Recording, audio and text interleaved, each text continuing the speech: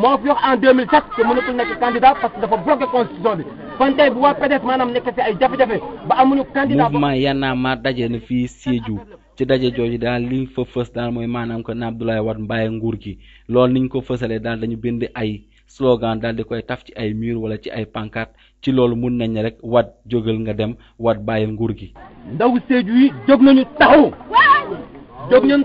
pour woo waa Sénégal mais woo particulièrement waa Casamance nañu bàyyi xel xam ne maanaam am réew da nga koy dénk koo xam ne dafa attan ñëpp xam nañu Wade dafa màggat te attanul réew mi. ki jiite kuréel gi daal nee na alternance bu mu amee ba léegi Sédhiou lu fi am coppite mooy maanaam benn case des tout-petits lañ fi tabax. bu mu ñëwee fii aussi dafa dig waa aussi naa leen tabaxal benn centrale nucléaire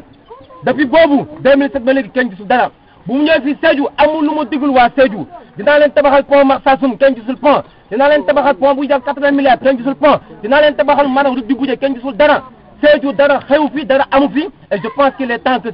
pas bi dem. li ci candidature Abdoulaye Wade 2012 nee na ñoom fuñ toll nii bañ ci dara même bu dee sax seen bakkan des ci Wade dootul falaat. bu ñu ñëwee ci candidature bi nag kenn bu mu nax kenn boo demoon laaj ab élève bu CM2 mu ne la candidature bi baaxul bu fekkee ni yow président yaay jóg nga ne waxeet c'est dangereux en tant que première institution de la République.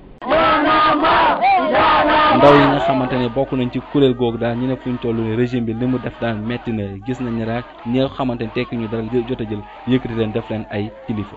Walfadjri Radio TV Sédhiou Lamine Bayo.